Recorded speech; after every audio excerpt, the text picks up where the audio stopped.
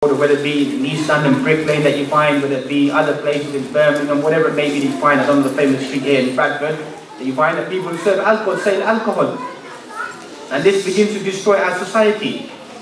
That if those people may not originally drink, then their children begin to get enticed into taking drink. And as you find that many Muslim youth, they begin to drink.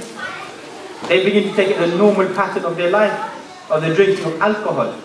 Alcohol is the mother of all vices, of all sins. That is the beginning of how Muslims need to begin to address these issues. The amount of Muslims involved, young Muslims taking of alcohol. The second sin that we find linked to alcohol, or al-khamr that we find, is drugs. There's Muslim youth who are involved inside the taking of drugs, the trafficking of drugs, the selling of drugs. Even you find the growing of drugs. A £40 million heroin connection, not from here in Morocco or from here in Pakistan or in Afghanistan. A £40 million connection where? In Bradford. £40 million heroin connection that takes place. Primarily Muslims involved inside the trafficking of drugs. And this is something which is destroying our community. The trafficking of drugs, the taking of drugs. Whatever the names may be, whatever the names be on the street, and you find marijuana, skunk, weed, crack, heroin, white lady, crack, cocaine, whatever the names may be, Sharia doesn't pay attention towards the names. Because al-khamr is ma ghab al-aql. Khamr is whatever intoxicates the mind. In your language, whatever stones you, whatever buzzes you, whatever rushes you, is classified as a drug. So Islam is harsh against the taking of drugs. Likewise, you find some people begin to say, well, if I take certain amount of drugs, I'm in my senses, it becomes something which is legal. That's not what Islam says. Islam says, مَا أَسْكَرَ كَثِيرُهُ فَقَلِيلُهُ حَرَامٌ. Whatever intoxicates you in large amounts is forbidden inside small amounts. This country can't make up their mind. The misuse of Drugs Act 1974 that you find, Class A, Class B, Class C. Sometimes marijuana is downgraded from Class B to Class C, and then Professor Nat is removed from his position, or he resigns because he can't make up his mind whether marijuana skunk is dangerous to your brain or not dangerous to your brain. Skunk marijuana creates schizophrenia, split personality. That's it. Now they're trying to bring it back to the Class B drug. It's too late now. The damage is done.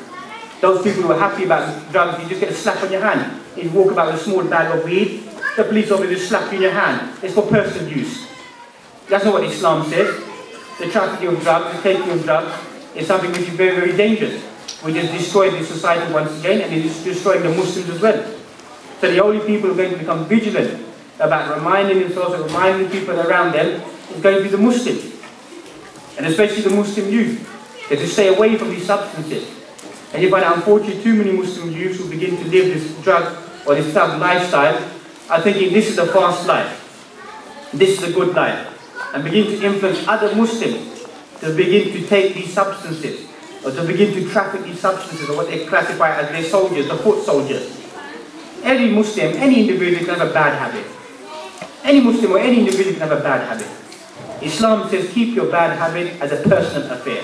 That's what Islam says. That's what Islam pertains. If people come out in public and begin to commit vice, that is whereby the law, the Sharia, the law of Allah subhanahu wa ta'ala will come, will intercede and begin to clamp down. If a person in their privacy, in a state of secrecy, does something haram, then if they're not caught, their case lies with Allah subhanahu wa ta'ala. But what we're finding today, that Muslims are at times openly trafficking drugs towards other Muslims inside the society and the people around them. So what should we be doing as Muslims? Should we be creating an environment that young Muslims should begin to look up to these individuals, that these are the role models that we need to follow, that people who don't do a day's work in their life, people who traffic in haram, people destroying young individuals their lives, getting them addicted to these hard substances of heroin, of crack, cocaine, and earning their fast money. And we're creating an environment we should look up to these individuals. This is what you call the type of lifestyle. That you find that these people will have a restricted life.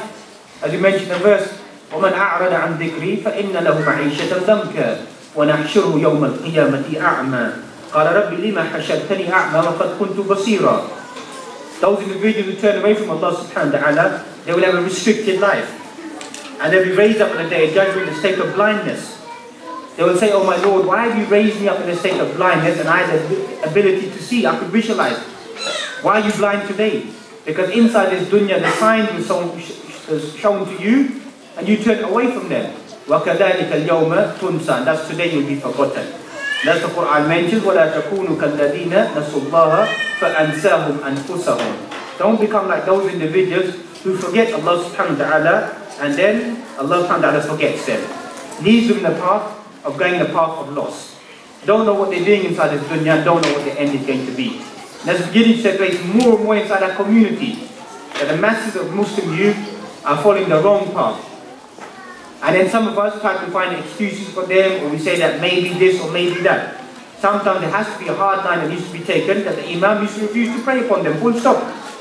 A person has lived the whole of their life in the taking of drugs and drinking of alcohol, in abuse, in a life of sin, and then you want to come and gain the blessings of the Imam, gain the blessings of the Imam to justify that maybe there might be some goodness. Well, there may be some goodness, but at the same time, sometimes a hard line needs to be taken to send the message out to the community that there are some Imams who will refuse to pray upon the dead body of this individual. So that message goes out to the community. Not just that we begin to become individuals and begin to say, well, there's no problem in this. Nobody seems to learn the lesson of what's taking place. Day in and day out that we find the violence is excelling inside our communities. Forget about that we have the trident, black on black crime. Now you have Muslim on Muslim crime.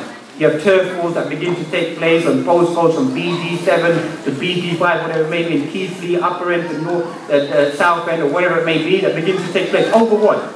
What is it all based about? What are these turf wars based upon? In general, they're based upon what? Drug warfare. That's what it's really based upon. It's based upon drug warfare, trying to control certain zones in certain areas. And at times, I don't want to sound too rude or disrespectful to the authorities around us. At times, the police, the 5-0, they know what's taking place, but they turn a blind eye. So let them battle it out amongst themselves. Turn a blind eye. It's not very difficult to go into certain area sections. If you give me half an hour of my time, I can possibly tell you who traffics what substances and from what area. I'm not a police officer, I'm not a special intelligence or anything. So if those people day in and day out work in intelligence, they know who's doing what. But why at times they're a blind eye? So sometimes there is a capacity of understanding that you find that took place in the States, that leave it in the black people, leave it in the ghetto. Let these people deal with their crack and their cocaine. We have that exactly in East London. You step in certain areas of Stepney Green, in Whitechapel, you find even the police won't enter into those areas unless they come in full riot gear. And they know what's taking place there, because I know what's taking place there. That you cannot walk through those areas unless you're properly equipped. Because at least these people, they fight it out among themselves, they kill themselves, they take their lives away over the drug warfare. Let it take place. Let it take place. Turn a blind eye towards it. And that's what's beginning to take place in our community as well. Turn a blind eye. Let these people battle out amongst themselves. And what are they battling over? A destruction of their own lives. Do you really think that's a blessed death? Do you really think that's a good death? That people are dying for this, for a filthy cause, for these substances? Or the amount of our Muslim youth that you find addicted to heroin, addicted to crack, that you find people that you find them come from good families in a pitiful state, walking around the streets, picking up cigarette butts and chewing them, eating them. This is supposed to be a respected life. This is a good individual. If this is how low our communities drop, this is the way that we're conducting ourselves. That this is somewhere whereby Muslims need to become vigilant about sending out the message to our community that there is zero tolerance towards the trafficking of drugs, the taking of drugs. And likewise, inside the masajid, the house of Allah, the reminder needs to be given continuously to the Muslim youth that stay away from this lifestyle. And we know that how the media begins to glamorize this lifestyle. As you find the fitna of music that you find. Gangsta rap plays a big role, plays a big input. The music that people listen to, it infuses the culture within the people to begin to carry out these actions. In our study of this music world, that if you study the snippets of the words of what these people are rapping about, what they're saying, what are they teaching to people to do?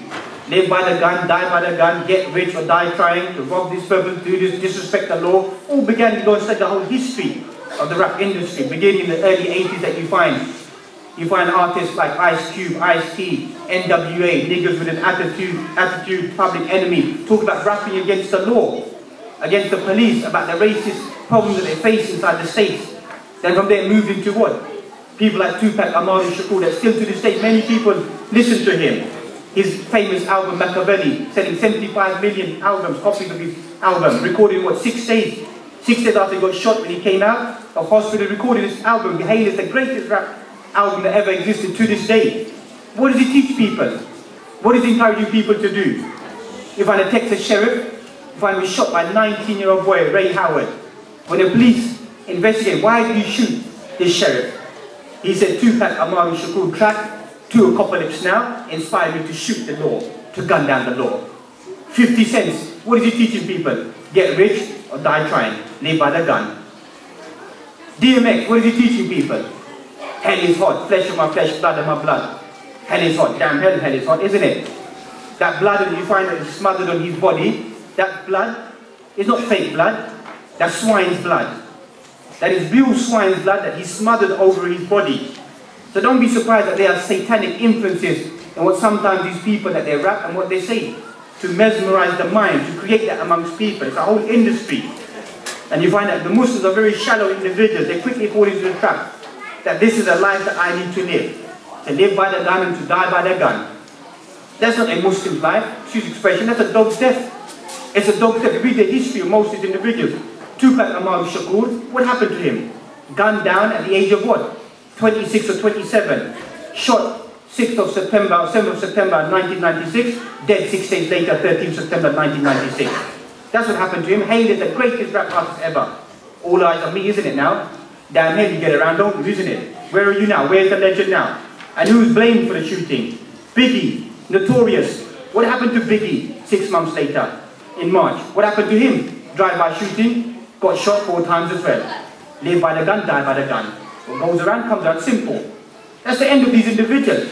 There's not much of a life that we may begin to think, well, all that glitters is gold. There may be a good life that exists outside there. That is a natural sunnah of Allah subhanahu wa ta'ala upon the earth. You follow a bad lifestyle, then don't be surprised if there's a bad ending, unless you come out that bad ending. That's the natural sunnah of Allah subhanahu wa ta'ala. Because you're rebelling against the natural laws that Allah subhanahu wa ta'ala has placed upon this earth. You follow the bad lifestyle, then obviously, may Allah forbid, there could be a bad ending. That is something Muslims need to be vigilant about. That the influence of music inside our culture, influence of music inside around Muslims, is beginning to create this fake world amongst our Muslims to begin to enter into carrying out these actions. Likewise, you find the fitna of women as well. That people, they think this is something trivial. Today, if we say that we don't agree to this, we don't agree to that, they say, oh, look at these people. You don't shy away from the fact. You know, abortion, according to Catholics to this day, is haram, it's forbidden. Did you know that? If you want to have an abortion inside Ireland, you know what you have to do? You have to travel out of Ireland. You're not allowed to have an abortion inside Ireland. So it's not us who are the fundamentalist individuals. It's haram. It's forbidden for them to have an abortion.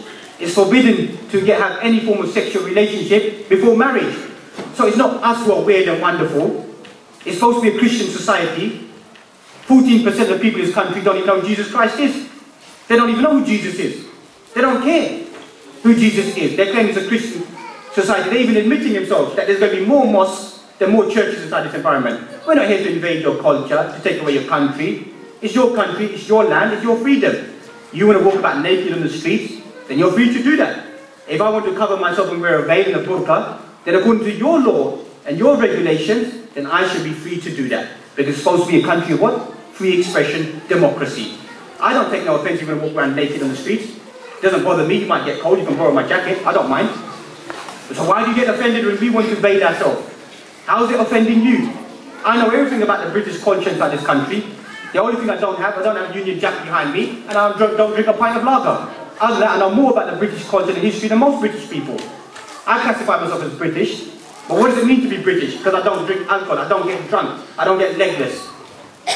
Is that the reason that what proves to be I have to be British?